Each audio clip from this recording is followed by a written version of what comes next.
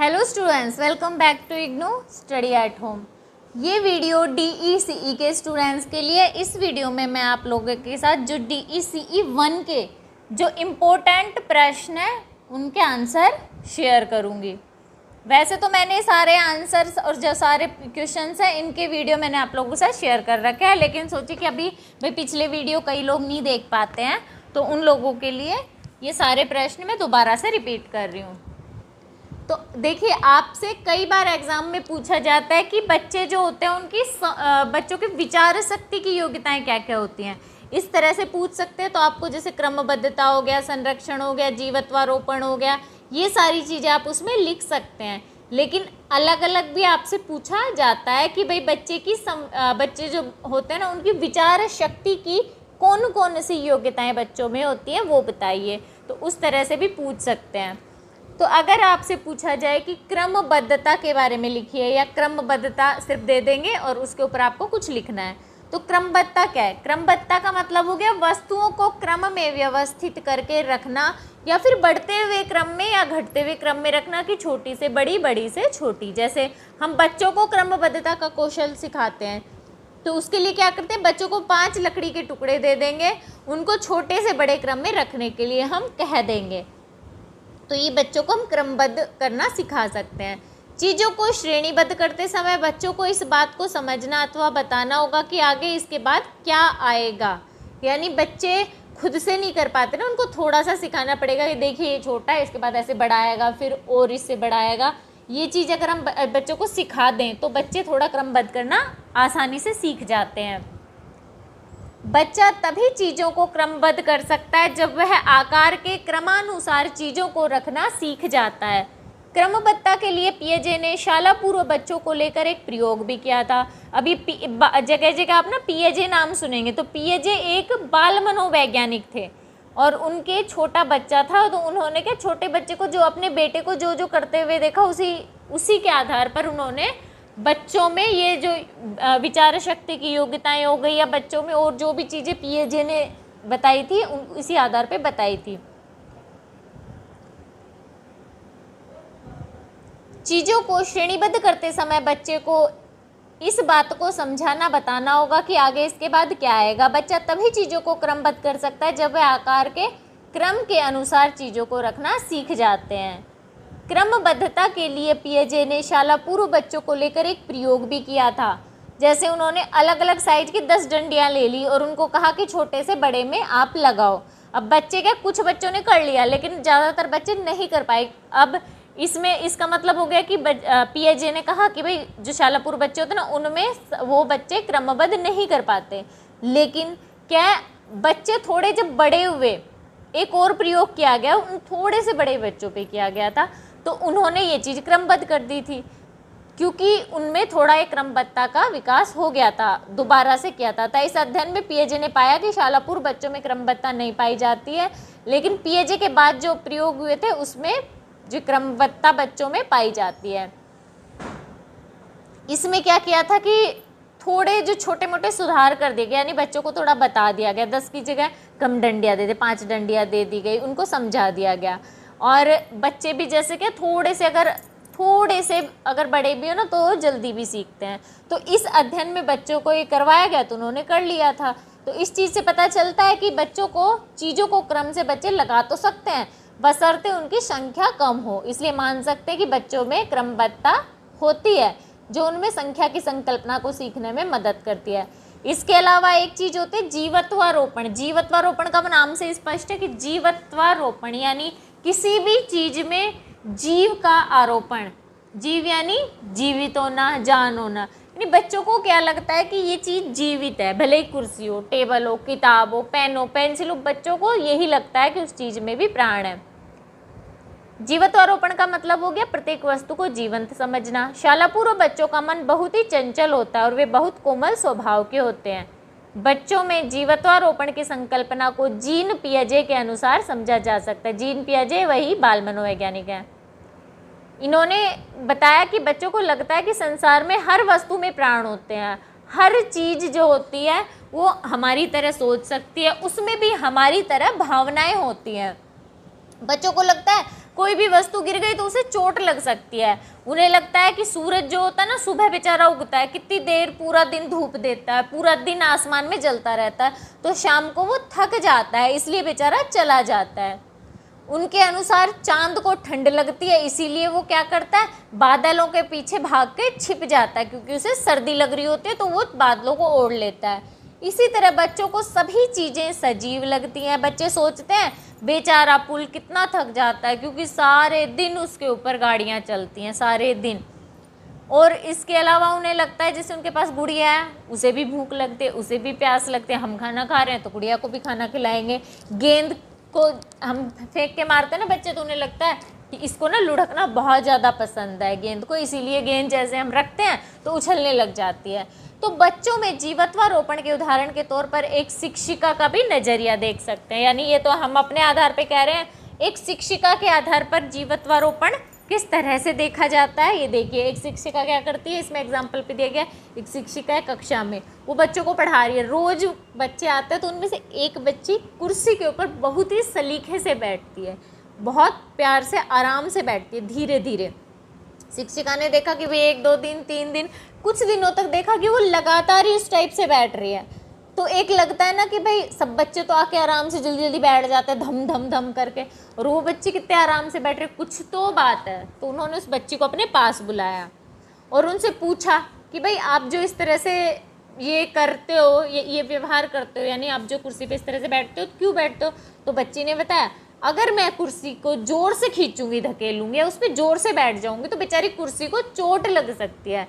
तो इससे शिक्षिका को देखिए पता चला ना कि बच्ची में जीवत्वारोपण का भाव है, यानी उसे लग रहा है कि कुर्सी में भी जान है, उसे भी चोट लग सकती है। तो इस उदाहरण में बच्ची की विचार शक्ति की इसी विशेषता को जीवत्वारोपण का नाम दिया गया है, जो पिएजे ने दिया है। वैसे वयस्कों के अनुसार बच्चों के द्वारा दिए गए तर्क सही नहीं होते हैं, पर वास्तव में ऐसा नहीं है, क्योंकि बच्चा होता है ना, उनका सोचने का ढंग ही अलग होता है। तो हम बच्चों को ऐसे कैसे कह सकते हैं कि तुम इस तरह से क्यों सोच रहे हो, ये कुर्सी है इसमें जान थोड़ी ना, तो हमें बच्चों को इस तरह से नहीं बोलना है, बिल्कुल ना, क्योंकि उनका अलग सोचने का ढंग है, छोटे के बच्चों का अलग है, हमारा अलग है, तो कुछ तो अंतर होगा ना बड़े और छोटे की सोच में। तो इसलिए हम बच्चों के इस विचार शक्ति के रूप को जीवत्वारोपण बोल सकते हैं। इसके बाद परोपकारिता और समानुभूति भी विचार शक्ति की योग्यताएं होती हैं। अब ये आपको एक प्रश्न के रूप में भी पूछ सकते कि परोपकारिता क्या है, समानुभूति क्या है, या फिर परोपकारिता समानुभूति में क्या अंतर है, ये भी पूछा जाता है।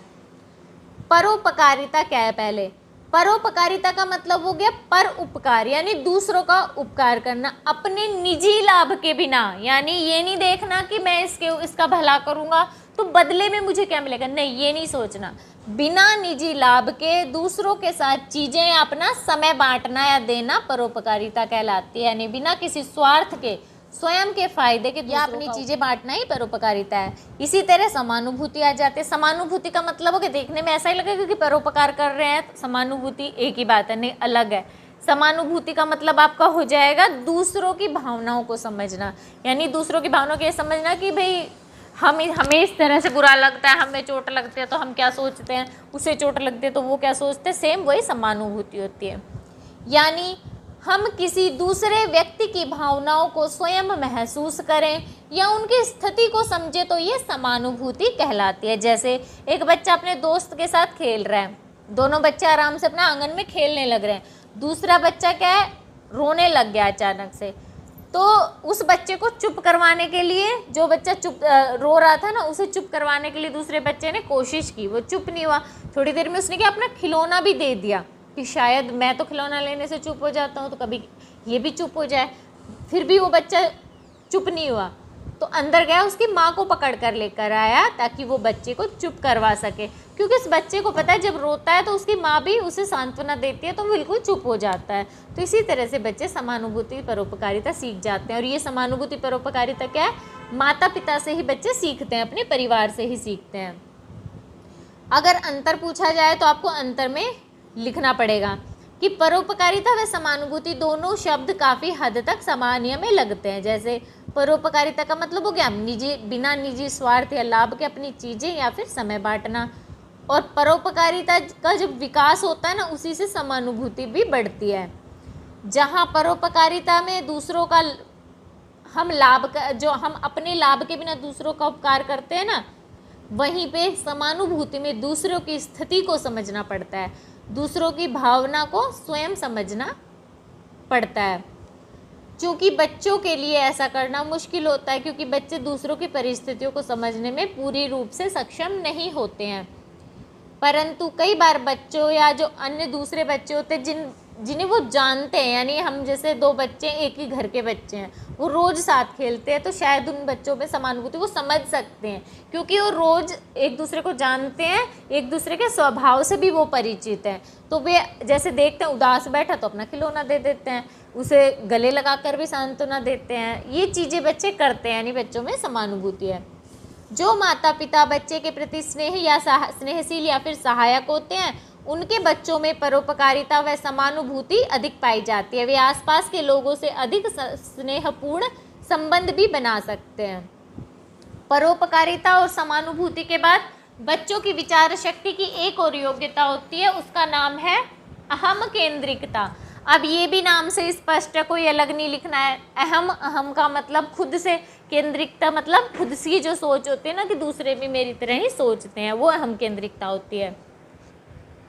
अहम केंद्रिकता का आशय अपनी योग्यताओं को दूसरों के नज़रिए से देखना या समझना। पिएजे ने बच्चों की इस योग्यता को अहम केंद्रिकता नाम दिया था कि भाई दूसरे के नज़रिए को दूसरे के नज़रिए से समझना होता है ना, ये बच्चे समझते नहीं समझते, ये बच्चों की अहम केंद्रिकता होती है। पिएजे के अनुसार अगर हम दूसरे के नज़रिए को नहीं समझ सकते हैं तो हमें पता ही नहीं चल पाएगा कि दूसरे क्या सोचते हैं या क्या महसूस करते हैं। उन्होंने अपने अध्ययन में पाया कि शाला पूर्व बच्चे सभी चीज़ों को अपने ही नज़रिए से देखते हैं, यानी उन्हें लगता है हमें जो दिख रहा है वही सामने वाले को दिख रहा है, हमें जो दिख रहा है वही हमारे पीछे वाले को दिख रहा है, हम जो सोच रहे हैं वही बंदा सामने वाला सोच रहा है। उन्होंने अपने अध्ययन में पाया कि शाला पूर्व बच्चे सभी चीज़ों को अपने ही नज़रिए से देखते हैं, अपने विचारों के बारे में सोचते हैं। उनके अनुसार बच्चे मानते हैं कि दूसरे लोग भी उन्हीं की भांति देखते सोचते हैं। बच्चों के अनुसार अगर हम खुश हैं तो दूसरे भी खुश होंगे। आंख बंद करने पे हमें कुछ नहीं दिखाई दे रहा तो सामने वाले को भी कुछ नहीं दिखाई दे रहा होगा। अगर वे कुछ काम नहीं कर सकते तो शायद जैसे हम एक काम नहीं कर सकते तो दूसरे वाला भी वो काम नहीं कर सकता, उसमें भी वो योग्यता नहीं है। बच्चों की इसी विचार शक्ति की योग्यता को पिएजे ने अहम केंद्रिकता का नाम दिया था। अपनी अहम केंद्रिकता के कारण बच्चे ये नहीं समझ पाते कि दूसरा व्यक्ति उसी स्थिति को अन्य तरीके से देख सकता है। अभी एग्जाम्पल में पिएजे ने क्या किया था, एक प्रयोग किया था। उसमें 4 से 11 वर्ष के बच्चों को लिया और उन्होंने क्या एक जगह बिठा दिया और चारों तरफ ध्यान से देखने के लिए कहा। चारों तरफ ध्यान से देखने के बाद उन्हें कहा कि अब आप कुर्सी पे बैठ जाइए। फिर उसके बाद उन्होंने उल्टी दिशा में उनके एक कुर्सी ली और उसके ऊपर गुड़िया को बिठा दिया। इसके बाद बच्चों से पूछा आपको सामने क्या दिखाई दे रहा है। बच्चे ने देखा हाँ मेरे सामने तो खिड़की है, हाँ मेरे सामने तो पेड़ है, मेरे सामने जिसके सामने जो था उसने वो बता दिया। अब उनसे पूछा चलो अब बताओ कि आपके पीछे जो गुड़िया बैठी है उस गुड़िया को क्या दिख रहा है। अब बच्चे ये सोचेंगे ही नहीं, बच्चे अहम केंद्रित होकर सोचेंगे कि भाई मुझे देखो, मुझे पेड़ दिख रहा है तो उसे भी पेड़ ही दिख रहा होगा, मुझे अगर खिड़की दिख रही है तो उसे भी खिड़की दिख रही होगी, मुझे पहाड़ दिख रहा है तो उसे भी पहाड़ ही दिख रहा होगा। तो यही जो होता है ना बच्चों की अहम केंद्रिकता को दर्शाता है। अगर बालिका थोड़ी जैसे बड़ी है, बच्चे थोड़े बड़े हैं तो शायद बच्चे अहम केंद्रित थोड़े कम हो और शायद बता दें कि भाई मुझे तो ये नहीं दिख रहा, लेकिन जब मैं घूम घूम के पहले जा रही थी ना तो दूसरी साइड तो उधर तो दीवार थी तो उसे तो दीवार दिख रही होगी, वो बता सकते हैं। लेकिन छोटे बच्चे, शाला पूर्व बच्चे नहीं बता सकते और यही उनमें अहम केंद्रिकता होती है। इसके बाद आता है विचार शक्ति की योग्यता होती है संरक्षण करना। संरक्षण का मतलब हो गया कि भाई हमें ये पता होना चाहिए कि कोई भी चीज़ है ना वो उतनी की उतनी ही रहेगी, चाहे हम उसे किसी भी चीज़ में डाल दें, जब तक कि उसमें हम कुछ ऐड ना करें या उसमें से कुछ निकाल ना लें। तो संरक्षण का आशय है यह समझना कि किसी भी वस्तु की मात्रा वही रहती है, चाहे उसका आकार बदल दिया जाए या उसे एक बर्तन से दूसरे बर्तन में डाल दिया जाए, जब तक कि उस वस्तु में कुछ मात्रा और जोड़ी या घटाई ना जाए। तो ये संरक्षण हो गया। संरक्षण करने की यह भावना बच्चों में उम्र के साथ साथ विकसित होती है। यानी ये जो संरक्षण करते हैं ना बच्चे, ये थोड़ा धीरे धीरे बड़े होने पे ही सीखते हैं, बच्चे शुरुआत में नहीं आती है। जैसे एग्जाम्पल के लिए पियाजे ने क्या किया था, पियाजे ने थोड़ी थोड़ी मिट्टी ले ली। अब उन्होंने नापा नहीं कि बराबर लेनी है, इक्वल नहीं, उन्होंने थोड़े थोड़े छोटे छोटे मिट्टी के ढेले लिए और अपने खुद भी लिए और बच्चों को भी दे दिया। और पूछा कि गोल गोल बना दिया उनको, और पूछा कि बताइए कि ये सारे बराबर हैं, अलग हैं या फिर छोटे बड़े हैं। बच्चों को लगा मिट्टी के ढेले ही तो हैं, सब बराबर हैं, उन्हें लगा कि सब बराबर हैं। अब उन्होंने कहा कि है ना, अच्छा एक अपना ठेला लिया, उसको चपटा कर दिया। उन्होंने पूछा अब बताओ किसमें मिट्टी ज़्यादा है, तो बच्चों ने पहले उसे देखा, फिर देखा ना कि वो मिट्टी फैल गई है, तो उन्हें वो ज़्यादा लगी। मिट्टी उतनी ही है, लेकिन अब वो बच्चों को चौड़ाई थोड़ी उसकी ज़्यादा लगी, तो बच्चे कहेंगे ये मिट्टी ज़्यादा है। तो ये क्या, बच्चे संरक्षण ये नहीं कर पाते हैं कि भाई इसमें मिट्टी बढ़ाई थोड़ी है, तो ये तो उतनी होनी चाहिए, लेकिन बच्चे नहीं कर पाते हैं। जे के अनुसार शाला पूर्व बच्चों में संरक्षण की भावना या योग्यता होती नहीं है, ये संक्रमण की अवस्था होती है। यानी बच्चे सीख रहे होते हैं, इस टाइम कुछ तो कर देते हैं और कुछ संरक्षण नहीं कर पाते हैं, उनके विचार बदलते रहते हैं। 8-10 वर्ष के बाद यह संरक्षण करने की योग्यता उभरती है और वे आराम से बता सकते हैं कि भाई इसमें मिट्टी कम है, इसमें ज़्यादा है, या मिट्टी बराबर है। हाल ही में कुछ और प्रयोग हुए, शोध हुए पियाजे के बाद, तो उनमें क्या है, बच्चे में उन वस्तुओं का संरक्षण बच्चे जल्दी कर पाते हैं जिनके साथ क्या वो रोजाना देखते हैं उन चीज़ों को, या वो परिचित होते हैं। यानी मान लीजिए अब एक कुम्हार का बच्चा है, वो तो मिट्टी को रोज देखता है, अगर उससे पूछा जाए तो वो तो बता देगा कि भाई मिट्टी को चपटा करो, टेढ़ा करो, मेढ़ा करो, फेंक दो, गोल बनाओ, चौकोर बनाओ, मिट्टी उतनी ही है, तो वो बता सकते हैं। अतः कहा जा सकता है कि संरक्षण करने की योग्यता एक महत्वपूर्ण विशेषता होती है जो बच्चे में होती है। तो ये विचार शक्ति की योग्यताएं हो गई और कुछ इम्पोर्टेंट टॉपिक आपके हो गए। अब आता है कि नवजात की योग्यताएं क्षमताएं क्या होती है। नवजात मतलब जो बच्चा न्यूबॉर्न बेबी हुआ है, वो जो बच्चा होता है वो क्या विशेषताएं होती हैं उसके अंदर। अब सोच के देखेंगे तो लगेगा कि भाई छोटा बच्चा होता है, उसे खुद से गोद में हम लेते हैं, सिर भी नहीं संभाल पाता, तो उसमें क्या योग्यता होंगी, लेकिन उस बच्चे में भी काफ़ी योग्यताएं होती हैं। या फिर ऐसे पूछ सकते हैं कि नवजात की योग्यताएं क्या हैं या क्षमताएं क्या हैं, या फिर इस तरह से पूछा गया एक बार कि नवजात असहाय होता है और जन्म के बाद नए परिवेश में समायोजन करने की योग्यता उसमें नहीं होती। आप इस कथन से सहमत है या नहीं, और अगर सहमत है तो क्यों है, असहमत है तो क्यों, वो आपको बताना था। तो सेम वही रहेगा कि भाई ऐसा तो हो ही नहीं सकता कि बच्चे में कुछ योग्यता ना रहे, तो आप इस कथन से हम असहमत होते हैं। नवजात असहाय होता है, जन्म के बाद नए परिवेश में समायोजन करने की योग्यता उसमें नहीं होती है, यह कथन उचित नहीं है, क्योंकि उनमें बच्चे के अंदर क्या है, उसमें उसके लिए बच्चे में बहुत सारी योग्यताएं होती हैं, जैसे संवेदात्मक, क्रियात्मक, ये योग्यताएं बच्चे में होती हैं। क्रियात्मक योग्यताओं का मतलब हो गया बच्चा क्या क्या कर सकता है, और संवेदात्मकता का मतलब हो गया बच्चा मतलब सुनना, सूंघना और आपका ये देखना, ये संवेदात्मक योग्यताओं में आती है। क्रियात्मक योग्यताओं के अंतर्गत आता है कि नवजात शिशु को जैसे हम लिटा देते हैं पीठ के बल या पेट के बल, तो थोड़ी थोड़ी देर, कुछ सेकंड के लिए बच्चा क्या अपना सिर इधर उधर कर सकता है, सिर को एक तरफ दूसरी तरफ धीरे धीरे मोड़ सकता है। पेट के बल लिटा देते हैं तो थोड़ी देर के लिए सिर को ऊपर भी उठा लेते हैं। अगर बच्चे को हम लिटा रखा है हमने, तो उसके बाद क्या बच्चे अपने हाथ और पैर को बहुत तेजी से हिलाता है, ये भी उनमें एक योग्यता होती है। जन्म के बाद शिशु द्वारा कुछ सहज प्रतिक्रियाएं भी दर्शाई जाती है जो किसी खास घटना या प्रेरक के उत्तर में अपने आप होने वाली शारीरिक गतिविधि होती है जो अनैच्छिक होते हैं। यानी कुछ ऐसी भी प्रतिक्रियाएं होती है बच्चा एकदम से जो दर्शाता है, लेकिन वो क्या है बच्चा जानबूझ के नहीं करता है, वो किसी एक कारण से होती हैं और बच्चा चाहता नहीं है लेकिन वो हो जाते हैं। जैसे अगर बच्चा आराम से लेट रहा है, हम उसके गाल के पास, मुंह के पास उंगली टच करेंगे, बच्चा थोड़ी करे, लेकिन हमने टच कर दे तो अचानक से उसका मुंह उसी साइड मुड़ जाएगा, दूसरी साइड करेंगे तो उसका मुंह उसी साइड मुड़ जाएगा। तो ये बच्चे के अंदर एक योग्यता होती है। फिर बच्चे जीभ निकाल कर उस चीज़ को मुंह में लेने की भी कोशिश करते हैं और इसी सहज क्रिया को रूटिंग सहज प्रतिक्रिया भी कहते हैं। आपसे ये छोटा प्रश्न बिल्कुल छोटा नहीं हो तो टिप्पणी वाला पूछा जा सकता है कि रूटिंग सहज प्रतिक्रिया क्या होती है। तो ये यही होती है कि हम बच्चे के मुंह को सहलाते हैं, उसके मुंह के एक साइड उंगली लगाते हैं, बच्चा उसी साइड मुंह कर लेता है, फिर बच्चा दूसरी साइड करता है, उसी साइड मुंह कर लेता है, और मुंह करके बच्चा मुंह खोलता है, और जो चीज़ हम जैसे उंगली से उसे टच कर रहे हैं वो मुंह में लेने की कोशिश करता है। यही रूटिंग सहज प्रतिक्रिया है।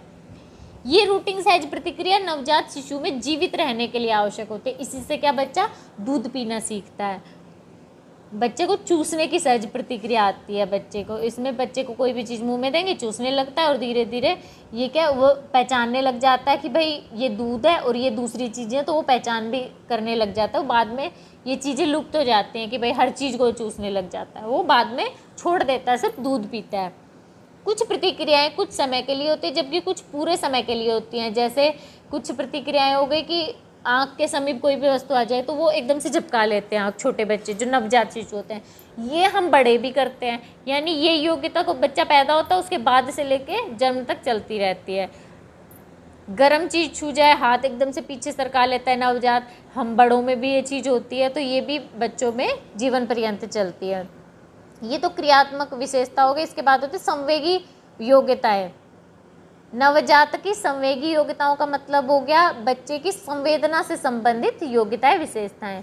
ये बच्चे को भावी विकास में योगदान देती है, जैसे आँख कान अन्य ज्ञानेंद्रियों की योग्यताएं। ये प्रमुख संवेदी योग्यताएं निम्नलिखित हैं। जैसे दृष्टि संवेदना, यानी बच्चा किस तरह से देखने का, जो नवजात होता है उसमें देखने की योग्यता किस तरह से होती है। यह संवेगी योग्यता शिशु में जन्म के तुरंत बाद से ही विद्यमान रहती है। जैसे नवजात शिशु होता है अंधकार प्रकाश में अंतर कर सकता है, अंधकार में वो रोने लग जाता है, बेचैन हो जाता है, और सामान्य रोशनी में बच्चे को अच्छा लगता है। एकदम से तेज रोशनी हो जाए तो वो एकदम से क्या आँख झपका लेता है एकदम रोशनी आने पे। तो ये उनको इसी तरह से दर्शाती है कि उसके अंदर दृष्टि संवेदना है, उनकी दृष्टि में इसके लिए कुछ अनुकूल क्षमता नहीं होती है। श्रवण संवेदना, यानी बच्चे में सुनने की संवेदना। वैसे तो जन्म के बाद नवजात श्रवण संवेदना के जन्म के टाइम में ना, जैसे बच्चा जन्म लिया तो तुरंत बाद उसमें ऐसा कोई प्रमाण नहीं मिले हैं कि बच्चा जन्म लेते ही सुनने योग्य हो जाता है, परंतु माना जाता है कि 7-8 दिन के बाद शिशु ध्वनि के प्रति संवेग यानी प्रतिक्रिया व्यक्त करने लग जाते हैं, और धीरे धीरे ये लुप्त हो जाती है। इसके बाद आता है स्वाद संवेदना। जन्म के कुछ समय बाद ही शिशु स्वाद के प्रति प्रतिक्रिया दिखा सकते हैं। जैसे शिशु के मुंह में अगर हम मीठा डाल दें तो चूसने लग जाते हैं, नमक डाल दिया तो पूरा उड़ेल देते हैं, कड़वी चीज़ मुंह में डाल दे तो वो रोने या चिल्लाने लगते हैं, यानी बच्चे को स्वाद का ज्ञान होता है नवजात को। घ्राण संवेदना, घ्राण का मतलब हो गया सूंघना। घ्राण संवेदना के बारे में कोई एक राय नहीं है, क्योंकि नवजात शिशु गंध के प्रति कोई प्रतिक्रिया नहीं दिखाते हैं। ये प्रतिक्रिया नवजात में धीरे धीरे जैसे जैसे बड़ा होता है ना उसके बाद विकसित होती है। स्पर्श संवेदना, यह संवेगी योग्यता शिशु में जन्म से विद्यमान रहती है। स्पर्श करने के, स्पर्श के बारे में बच्चे बहुत ज़्यादा बचपन से ही, नवजात शिशु होते हैं ना, बचपन से ही उनके अंदर योग्यता होती है स्पर्श के बारे में। जब शिशु को हल्के गर्म पानी से नहलाया जाता है तो उसमें उसे आनंद आता है, ठंडा पानी डाल दिया तो रोने लग जाता है। इस प्रकार हम मान सकते हैं कि एक नवजात असहाय नहीं होता, क्योंकि उसमें नए वातावरण या परिवेश में समायोजन के लिए अनेक संवेगी व क्रियात्मक योग्यताएं होती हैं। तो ये नवजात की योग्यताएं हो गई। एक आपसे पूछा जाता है कूजन क्या करना क्या है, या फिर आपसे पूछा जाता है ना कि निम्नलिखित के बारे में करिए, निम्नलिखित के बारे में लिखे, जैसे बालालाप, कूजन, तार भाषा, अरे ये चीज़ें आपसे पूछी जाती हैं। तो कूजन करना क्या है? स्वरों की समान ध्वनियों को कूजन कहते हैं। जैसे ऊ ऐसे बोलते हैं ना, बच्चे लेटे हुए रहते ऊ आ, एक बच्चे कर रहे होते, तो ये आपके बच्चे कूजन कर रहे होते हैं। लगभग 1 महीने की उम्र में शिशु रोने के अलावा कूजन भी करने लगते हैं, जो अवस्था लगभग 4थे व 5वें महीने तक चलती है। शिशु कूजन तब करते हैं जब वे संतुष्ट होते हैं, यानी वे भूखे नहीं होते, उन्हें किसी प्रकार की असुविधा नहीं होती है। कूजन करने में बच्चों को मज़ा आता है। जब शिशु कूजन करते हैं तो आसपास के लोग अक्सर उसी ध्वनि को दोहराते हैं, तो बच्चे गए फिर उसमें फिर कूजन करते हैं, और कुछ नई ध्वनियाँ उत्पन्न करके शिशु से अगर वयस्क बात करते हैं तो बदले में शिशु और अधिक कूजन करते हैं। इस प्रकार दो तरफा वार्तालाप धीरे धीरे बढ़ने लगता है। इससे पालनकर्ता और शिशु के बीच भावात्मक संबंध भी बनते हैं। पठन पूर्व कौशल के बारे में भी बच्चे से पूछा जाता है। पठन पूर्व मतलब पढ़ने से पहले बच्चे क्या क्या सीखते हैं। शाला पूर्व बच्चे कई बार दीवार पर, जमीन पर, रेत में, कागज व हथेली पर अपना नाम लिखते हैं, क्योंकि इस उम्र में बच्चे पढ़ने लिखने में रुचि दर्शाते हैं। इस समय उन्हें ना सिर्फ कहानी सुनना अच्छा लगता है, बल्कि स्वयं कहानी गढ़ने में, पढ़ने में भी बच्चे माहिर हो जाते हैं और रुचि दिखाने लगते हैं। जबकि इस समय अच्छे से बच्चे पढ़ तो नहीं सकते हैं, लेकिन फिर भी चित्रों को देखकर किताब लेते हैं, चित्र के अनुसार बच्चे कहानी बना बना के सुना सकते हैं। ऐसी क्रियाएं ही बच्चों में पठन पूर्व कौशल को दर्शाती हैं। जैसे सैर पर जाते हुए आपने बच्चों को दुकानों के नाम, पोस्टर, विज्ञापन, गाड़ियों के नंबर आदि ध्यान से धीरे धीरे पढ़ते हुए देखा या सुना होगा। टीवी, मैगजीन, अखबार, लिफाफों पर लिखे अक्षर, शब्दों, संख्याओं को भी बच्चे पढ़ने की कोशिश करते हैं। इस तरह वे बोले गए, लिखे गए शब्दों के संबद्धता को समझते हैं। रोजमर्रा के ऐसे ही अनुभवों से बच्चे शब्दों के अर्थ व सही उच्चारण करना सीख जाते हैं। जब बच्चे किसी शब्द को पढ़ पाने में असमर्थ या असफल होते हैं तो वे वयस्कों से भी पूछते हैं कि भाई क्या लिखा है, इसका क्या मतलब होता है, ये बताओ। वयस्कों को भी बच्चों के इस पठन पूर्व कौशल की रुचि को प्रोत्साहित करना चाहिए। इसके लिए वे सैर पर जाते हुए, बस में आते हुए ऐसे लिखे हुए विज्ञापन, निर्देशों आदि पर उनका ध्यान केंद्रित करना चाहिए। यानी वयस्कों को भी ऐसे बच्चे को मौके देने चाहिए ये सब सीखने के। एक टॉपिक आता है स्वसंकल्पना बच्चों में। स्वसंकल्पना क्या होती है? यानी स्वसंकल्पना का मतलब हो गया अपने बारे में संकल्पनाएं बनाना कि भाई मैं ये कर सकता हूँ, मैं ये हूँ, मैं ये कर सकता हूँ या मैं ये करता हूँ। अपने बारे में दिखने वाली विशेषताओं की कल्पना। जैसे जैसे बच्चे में योग्यता विकसित होती है वैसे वैसे वे अपनी क्षमताओं को महसूस करने लग जाते हैं। अपनी योग्यताओं के बारे में स्वसंकल्पना बनाकर कहते हैं मैं ऐसा करूँगा, मैं अकेले सड़क पार कर सकता हूँ। ये सारी स्वसंकल्पना होती हैं। कई माता पिता बच्चों से कहते हैं तुम कभी भी ये काम नहीं कर सकते, तुम बहुत चालाक हो, तुम कुछ ना कुछ गिराते रहते हो, तुम बहुत दुखी करते हो। अगर ये माता पिता ऐसी बात कहते हैं ना तो वो उनके बच्चे क्या करते हैं, उन चीज़ों को इस संकल्पना बना लेते हैं। उन्हें लगता है कि हाँ माता पिता ही कह रहे हैं तो मैं नहीं कर सकता हूँ, मैं बहुत बेकार हूँ, है ना। ये चीज़ें बच्चे करने लग जाते हैं। तो बच्चों को ये स्वसंकल्पनाएं सोच समझ के हमें बच्चों को बोलनी चाहिए, क्योंकि बच्चे वही चीज़ अपने बारे में सोचने लग जाते हैं। माता पिता द्वारा दिए गए सकारात्मक विश्लेषण बच्चे की सकारात्मक स्वमान्यता को बढ़ाते हैं और नकारात्मक विश्लेषण में बच्चे की स्वसंकल्पना कम हो जाती है। इम्पोर्टेंट प्रश्न आपसे पूछा जाता है विकास की निर्णायक अवधियाँ। ये बड़ा प्रश्न भी पूछा जाता है और छोटा भी पूछा जाता है। छोटे में आप नॉर्मली लिख सकते हैं निर्णायक अवधियाँ होती हैं कि जिसमें बच्ची का विकास और ज्ञान प्रभावित होता है, और 1-2 निर्णायक अवधियाँ उसमें लिख देंगे, और बड़े में आपको पूरा लिखना पड़ेगा। निर्णायक अवधियाँ वे अवधियाँ होती हैं जो बच्चे के विकास एवं ज्ञान को प्रभावित करती हैं। यानी वे अवधि जब बालिका अपने परिवेश की परिस्थिति के प्रति विशेष रूप से संवेदनशील होती हैं, वे अवधियाँ निर्णायक अवधियाँ या फिर संवेदनशील अवधियाँ कहलाती हैं। ये जो संवेदनशील अवधियाँ होती हैं इनमें मिले सकारात्मक या अनुकूल अनुभव बच्चे के विकास पर अनुकूल प्रभाव डालते हैं, व नकारात्मक अनुभव बच्चे के विकास में बाधक हो सकते हैं। कभी कभी बच्चे इनसे होने वाली हानि या जो कमी होती है ना, अगर ये बच्चों में हो जाए तो उसको सुधारा नहीं जा सकता, यानी वो हानियाँ बहुत ज़्यादा हो सकती हैं। इसीलिए जो निर्णायक अवधियाँ होती हैं ये बहुत ज़्यादा महत्वपूर्ण होती हैं। बच्चे में इन अवधियों में विशेष चीज़ें सीखने के लिए जैविक रूप से तैयार होते हैं बच्चे इन अवधियों में। जैसे बच्चे को बोलना शुरू करने से पहले उसके स्वर तंत्र, होठ व जीभ पर नियंत्रण हो जाता है, परंतु साथ में बोलना सीखने के लिए बच्चे को सुनने के अवसर भी जरूरी होते हैं इस अवधि में। जैसे अगर एक बालिका 1 वर्ष में अपना पहला शब्द बोलती है तो उसे भाषा सुनने समझने में परेशानी होगी, तो शायद वो बाद में लेट सीखे ये चीज़ें और उसके भाषाई विकास के लिए बाधक हो सकता है। अतः यह समय उसके भाषाई विकास की निर्णायक अवधि है। इसी प्रकार प्रसव पूर्व भी कुछ निर्णायक अवधि होती हैं, जैसे जो प्रथम गर्भ के अंदर बच्चा 3 महीने में होते हैं ना, बच्चे के पहले 3 महीने, इसमें बच्चे के अंगों के विकास के लिए 3 मंथ बहुत ज़रूरी हैं। यदि इसी समय माँ को कोई परिवेशी दिक्कत या फिर बीमारी हो जाए तो बच्चे में अनेक समस्याएं जैसे जर्मन खसरा, अंधता, बहरापन या हृदय विकार हो सकता है। अगर इसी समय माँ को जर्मन खसरा हो जाए तो भी गर्भ को क्षति पहुँचती है। अतः यह अवधि बच्चे के गर्भ के विकास के लिए निर्णायक अवधि होती है। इसी प्रकार जन्म के बाद के प्रथम 6 माह से 1 वर्ष का समय भी बच्चे के सामाजिक संबंध के विकास के लिए महत्वपूर्ण होता है।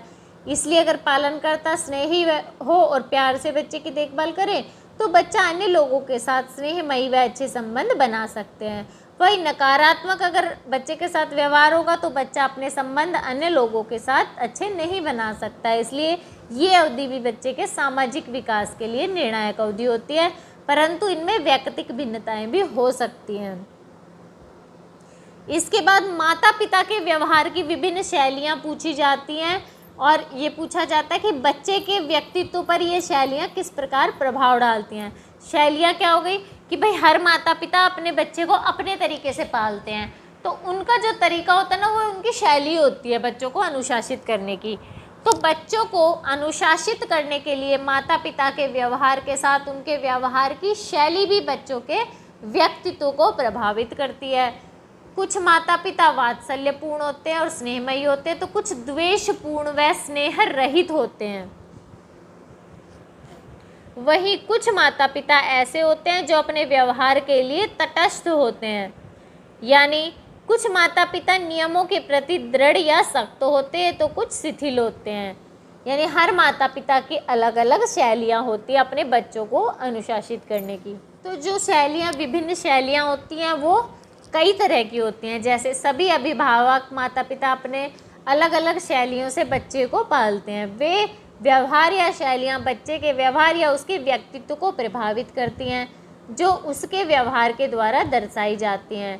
माता पिता के व्यवहार की जो विभिन्न शैलियाँ होती हैं वो 4 हैं। जैसे माता पिता का स्नेहपूर्ण व दृढ़ व्यवहार, दूसरा माता पिता का अनमनीय और सख्त व्यवहार, तीसरा है माता पिता का अनुज्ञात्मक व्यवहार और चौथा है अवहेलनापूर्ण व्यवहार। तो पहले देखेंगे माता पिता का स्नेहपूर्ण एवं दृढ़ व्यवहार, यानी स्नेह भी करते हैं लेकिन अपना व्यवहार बच्चे के प्रति बहुत सख्त रखते हैं। इस व्यवहार के माता पिता बच्चों की भावनाओं के प्रति बहुत संवेदनशील होते हैं। वे बच्चों के प्रति सहानुभूति करुणा दर्शाते हैं और प्रीतिपूर्ण यानी स्नेहपूर्ण होते हैं और वात्सल्यपूर्ण भी होते हैं।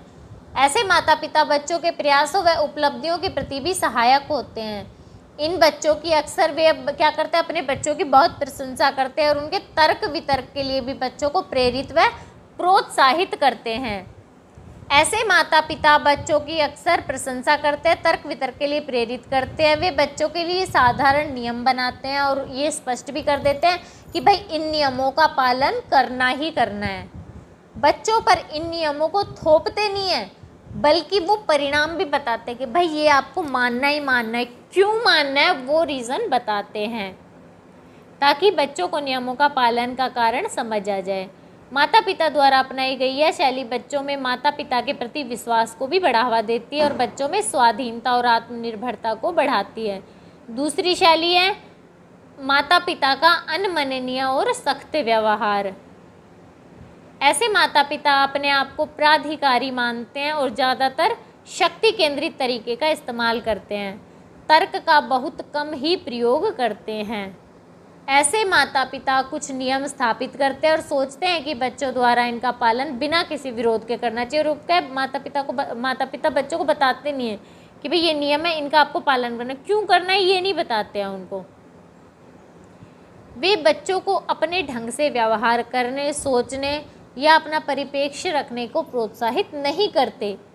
वे आज्ञाकारी व्यवहार को मान्यता देते हैं और बच्चों के स्वतंत्र व्यवहार, प्रश्नों और अन्वेषण करने की जो बच्चों के अंदर एक योग्यता होता है उसको हतोत्साहित कर देते हैं।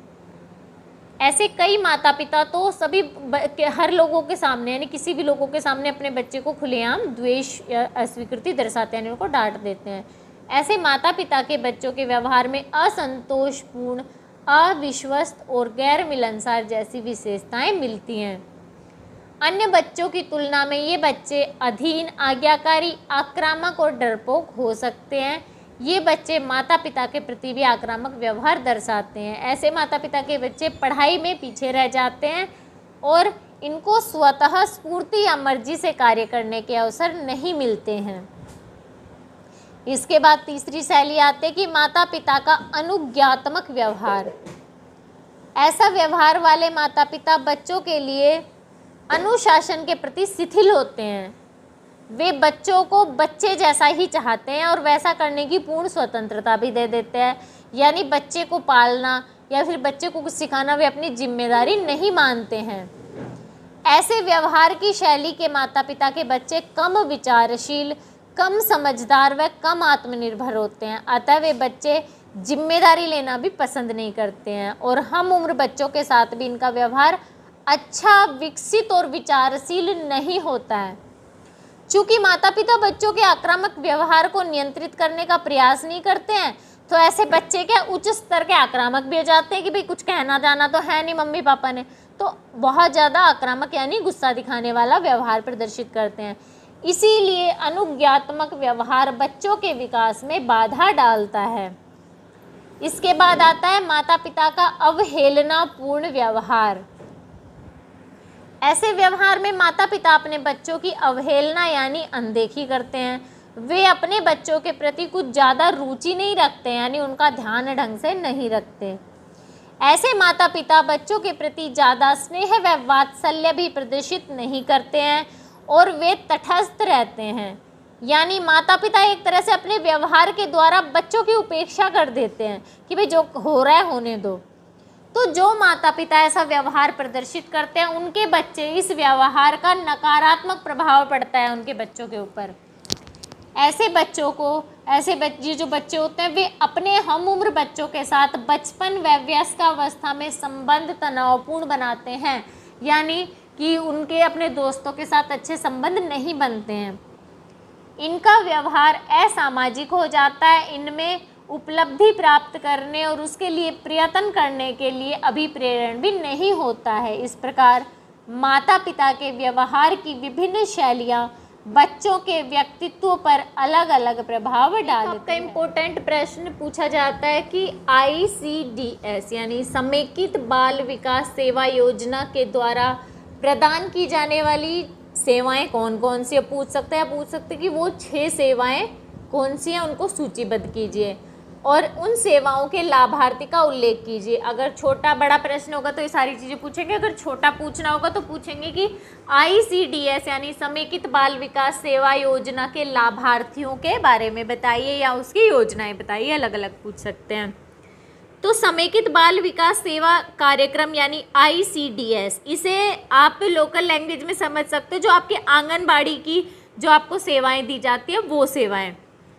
तो समेकित बाल विकास सेवा कार्यक्रम हमारे देश का सबसे बड़ा बाल विकास कार्यक्रम है। इसमें बाल विकास के प्रति एक समग्र मतलब बच्चों के चहुमुखी विकास के बारे में देखा गया है, वो समग्र दृष्टिकोण अपनाया गया है। इस कार्यक्रम में एक साथ अनेक सेवाएं प्रदान की जाती हैं। ये सेवाएं एक ही केंद्र पर प्रदान की जाती हैं जिसे आंगनबाड़ी कहा जाता है। आंगनबाड़ी का आशय है खेलने का आंगन। मुख्यतः प्रत्येक ग्रामीण या शहरी परियोजना में 100 आंगनबाड़ियाँ होती हैं जिनके अंतर्गत आपके 1 लाख लोग आते हैं।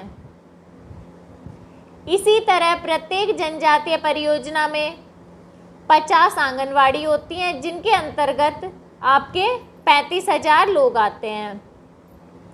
ICDS कार्यक्रम के अंतर्गत जो सेवाएं दी जाती हैं, यानी आप लिख सकते हो कि 6 सेवाएं दी जाती हैं। पहली पूरक आहार, दूसरी टीकाकरण, तीसरी स्वास्थ्य निरीक्षण, चौथी है संदर्भ सेवाएं। नेक्स्ट है पोषण तथा स्वास्थ्य और अनौपचारिक पूर्व प्राथमिक शिक्षा। अगर आपसे छोटा पूछा जाए तो आप इतना ही लिखेंगे और बड़ा पूछा जाए तो इनको डिटेल से लिख देंगे। पूरक आहार में जो होता है उसमें ये होता है कि ये जो बच्चे होते हैं उनको आपका जो पूरा, जब वो केंद्र में वहाँ पे आंगनबाड़ी में जाते हैं तो वहाँ पे उन बच्चों को वहाँ पे जैसे नॉर्मल गवर्नमेंट स्कूलों में भी दिया जा रहा है ना आजकल, तो मिड डे मील दिया जा रहा है, उसी तरह से आंगनबाड़ी में भी बच्चों को आहार दिया जाता है। गर्भवती महिलाएं होती हैं उनको भी पोषक आहार के रूप में दलिए का पैकेट दिया जाता है या फिर उस क्षेत्र में जो चीज़ होती है ना वो दी जाती है। तो यह है ICDS की एक प्रमुख सेवा है। चूँकि शरीर को जितनी मात्रा में प्रोटीन कैलोरी की आवश्यकता होती है वह आमतौर पर दैनिक आहार से नहीं मिल पाती है, इसलिए इस सेवा के अंतर्गत ये चीज़ें दी जाती हैं।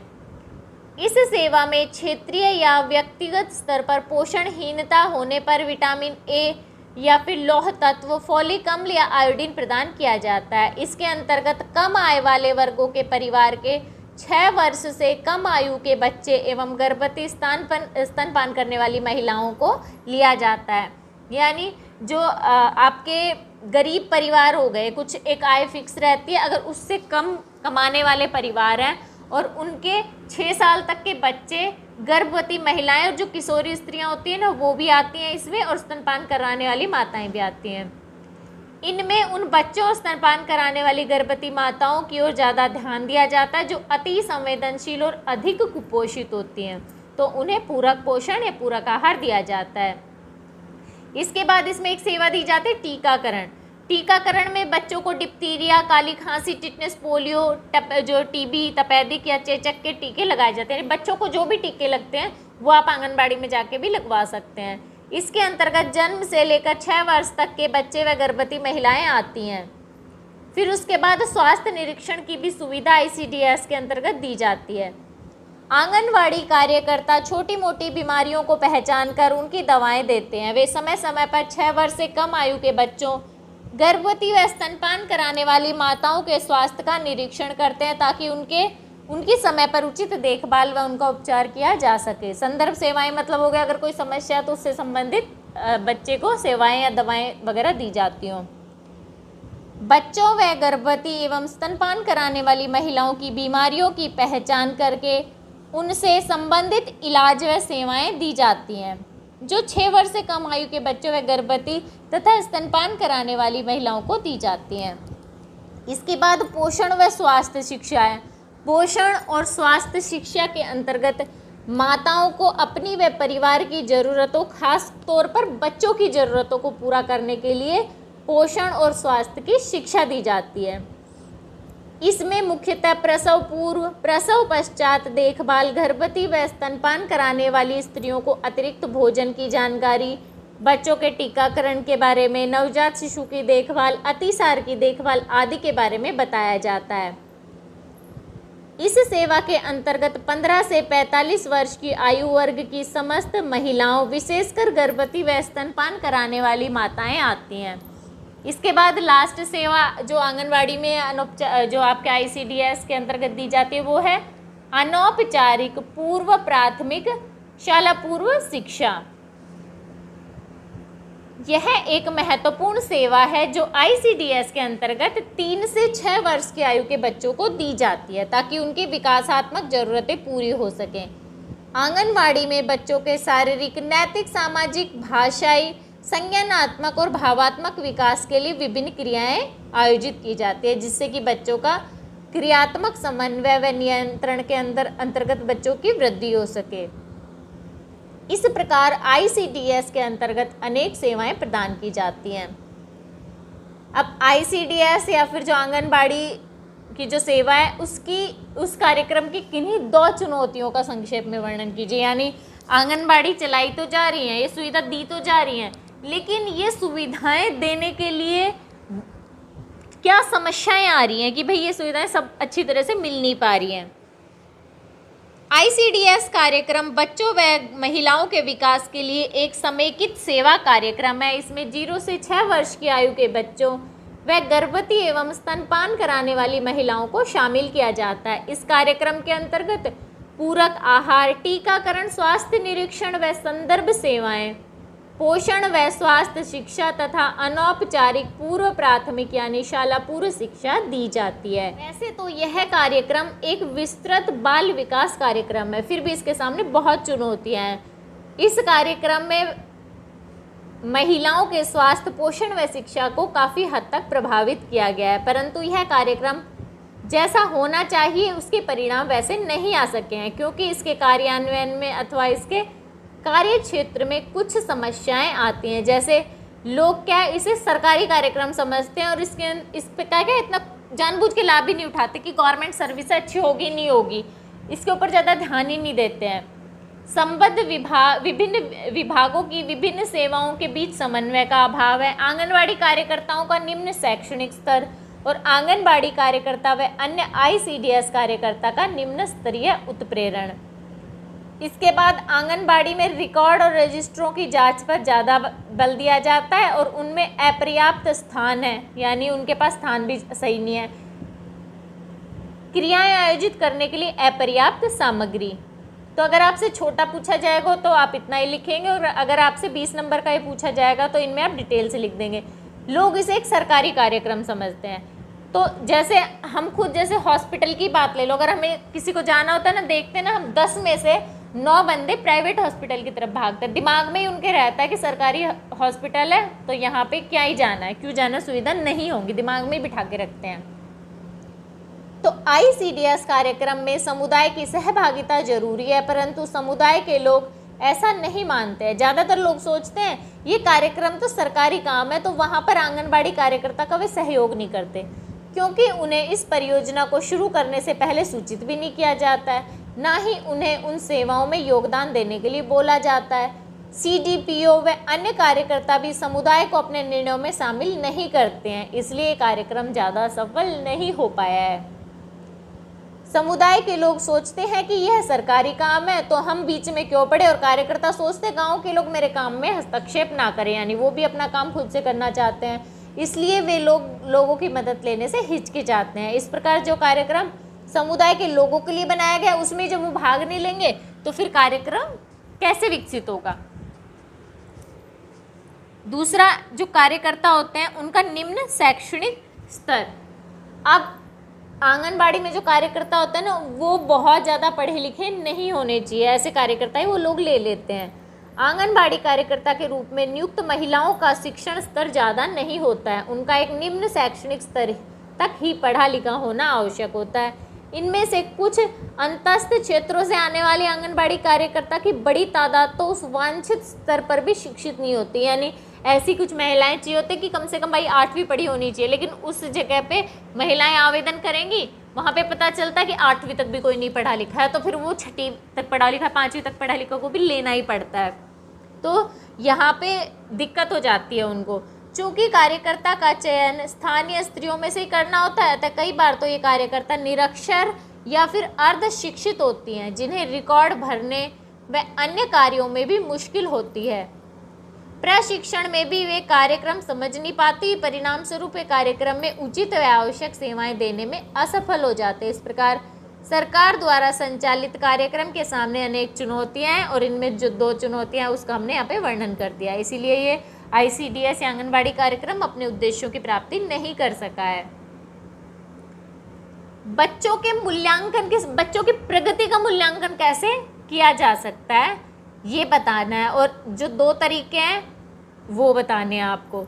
या फिर पूछ सकते हैं कि बच्चों का अवलोकन किस तरह से करना है, तो इसमें अवलोकन के बारे में भी बताया गया है।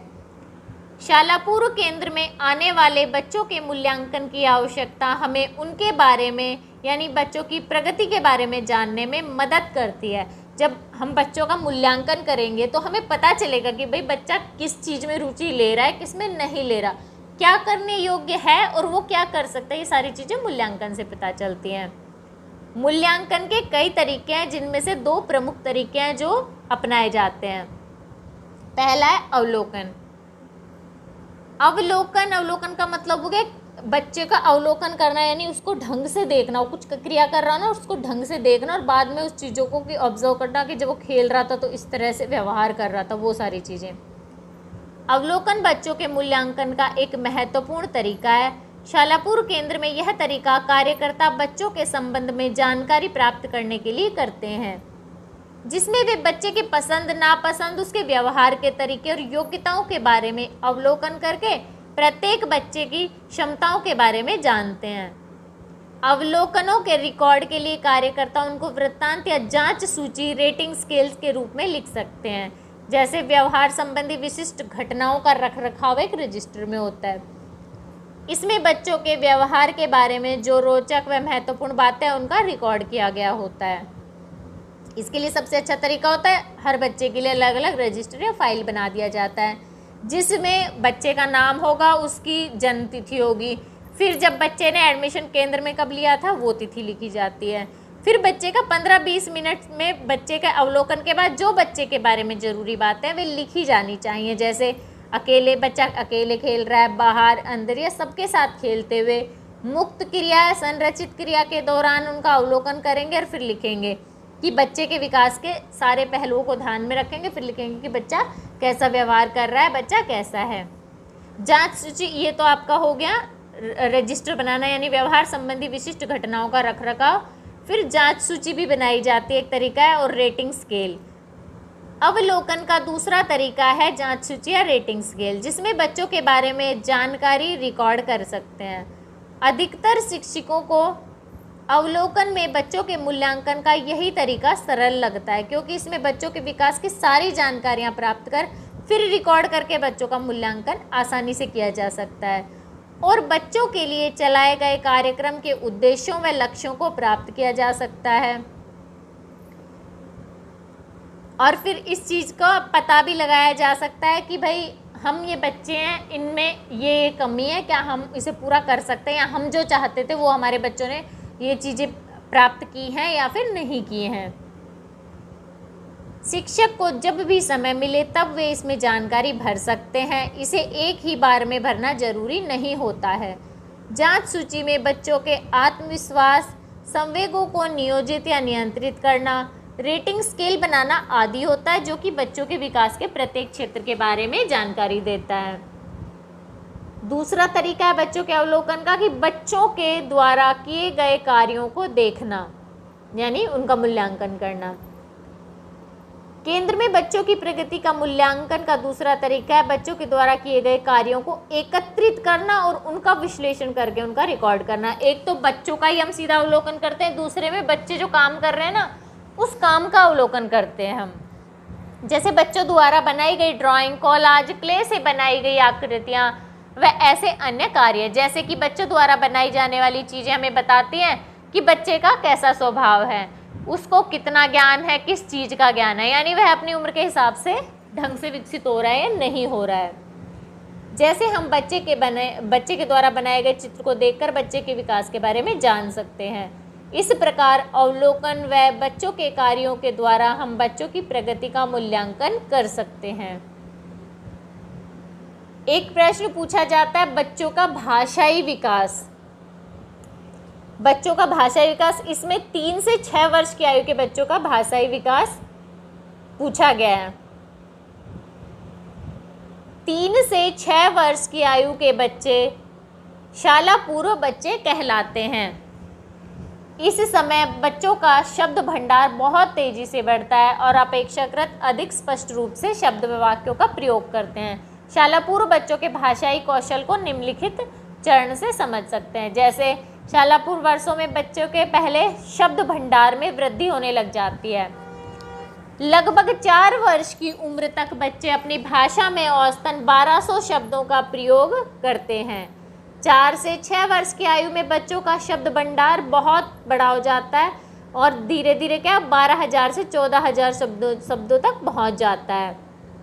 शब्दों का उच्चारण सीखने के बाद बच्चों को उसका सामान्य प्रयोग भी सीखना होता है। इसके लिए ज़रूरी है कि बच्चे शब्द से परिचित होने चाहिए, यानी अपने आसपास बोली जाने वाली भाषा में वे शब्द बच्चे सुने। बच्चों की संज्ञानात्मक योग्यता व बढ़ते हुए शब्द भंडार में एक प्रत्यक्ष संबंध होता है। इसमें शब्द सीखने के लिए और उसके साथ यह सीखना भी ज़रूरी होता है कि शब्द प्रयुक्त कैसे होता है, यानी बोलते हैं ना हम कि शब्द भाषा सीखने के लिए भाषा सुनना भी ज़रूरी होता है। तो वही बात इसमें बताई गई है कि शब्द सीखने के लिए उसे पता होना चाहिए ना शब्द प्रयोग कैसे करना है। शाला पूर्व वर्षों में बच्चे उन शब्दों को भी प्रयुक्त करने लग जाते हैं जिनमें दो वस्तु या लोगों की तुलना होती है। जैसे ऐसे कहेंगे ना, थोड़ा बड़ा है, ये थोड़ा छोटा है, ये बच्चे करने लग जाते हैं।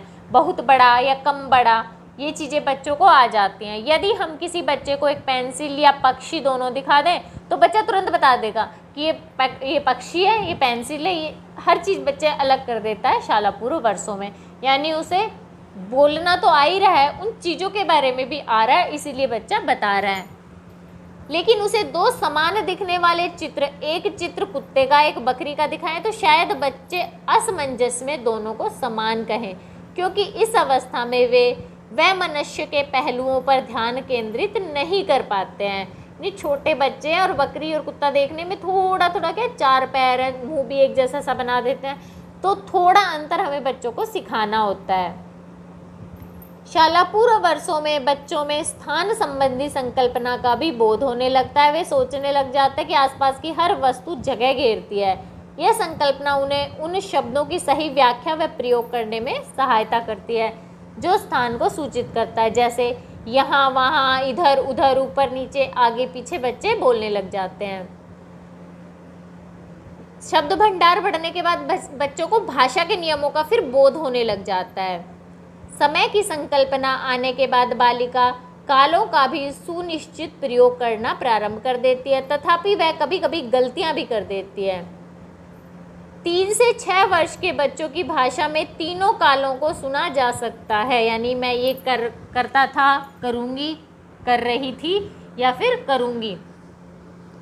तथापि वह कभी कभी गलतियां भी कर सकती है। 3 से 6 वर्ष के बच्चों की भाषा में तीनों कालों को सुना जा सकता है। यदि बच्चों को उनके तत्कालीन अनुभवों के बारे में पूछा जाए तो वे आसानी से बता सकते हैं। इसके अलावा बालिका किसी घटना का स्मरण या पुनः स्मरण भी कर लेती है। बच्चे वर्तमान काल व भूतकाल की तुलना में भविष्य काल का प्रयोग अंत में सीखते हैं। हिंदी बोलने वाले बच्चे प्रायः वर्तमान काल को संप्रेषित करने के लिए कल या भूतकाल के लिए कल की संकल्पना के प्रयोग में गलती कर देते हैं। 4 से 4.5 साल तक भविष्य काल का सही प्रयोग करना बच्चे सीख जाते हैं। इस समय बच्चे तू, तुम और आपके साथ भी उपयुक्त परिवर्तन करके वाक्य बनाने लग जाते हैं। साथ ही वे आदर सूचक शब्द जैसे आपके बारे में समझ जाते हैं। वे अपने से छोटे या हमउम्र को और बड़ों को किस तरह से बुलाना, ये बच्चों को आ जाता है बोलना। शाला पूर्व वर्षों में बच्चे प्रश्नवाचक शब्द जैसे क्या, क्यों, कहाँ, कब, कैसे, ये शब्द भी प्रयोग करने लग जाते हैं। हिंदी सीखने वाले बच्चों की विलक्षण बात यह है कि वे सहज रूप से लिंग का निर्धारण सीख लेते हैं।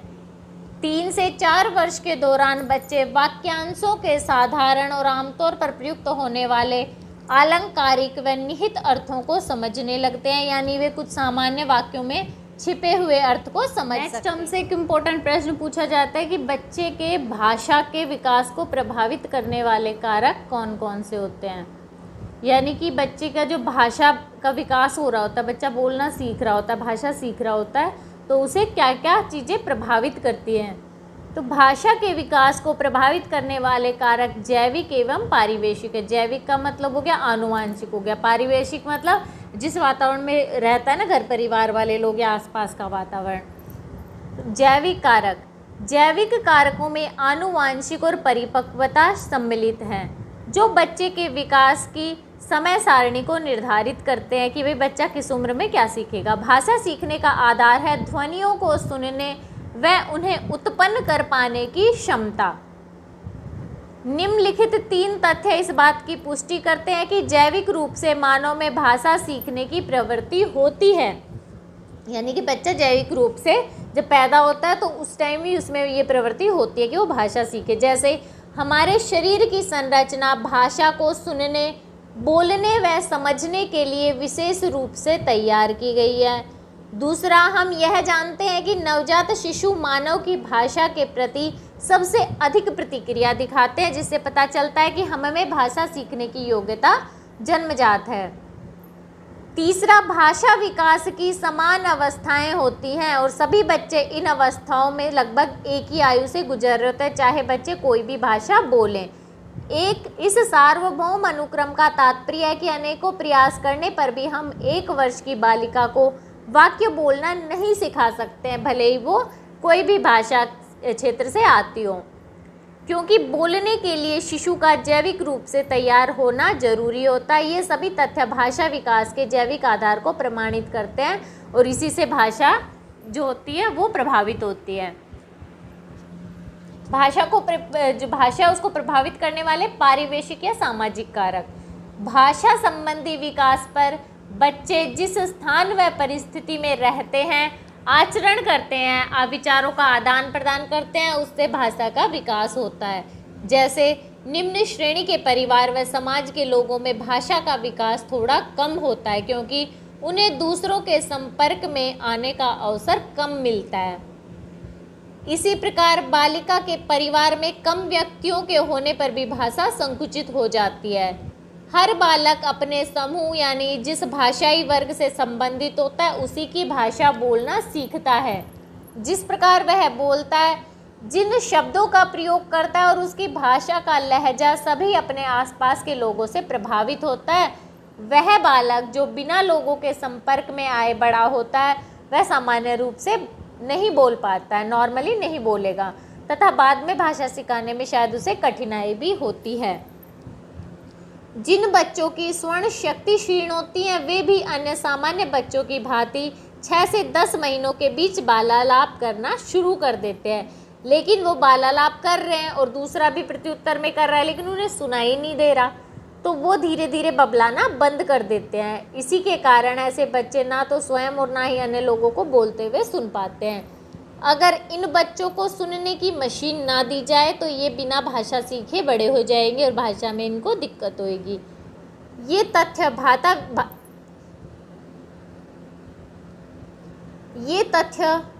भाषा विकास के लिए पारिवेशिक संबंधी कारकों का महत्व दर्शाता है। इस प्रकार जैविक व पारिवेशिक सामाजिक कारक बच्चे के भाषाई विकास को प्रभावित करते हैं। वीडियो काफ़ी बड़ा हो गया है, कुछ प्रश्न इसके मैं पार्ट 2 में लेके आऊँगी, तो तब तक आप इस वीडियो को सुनिए।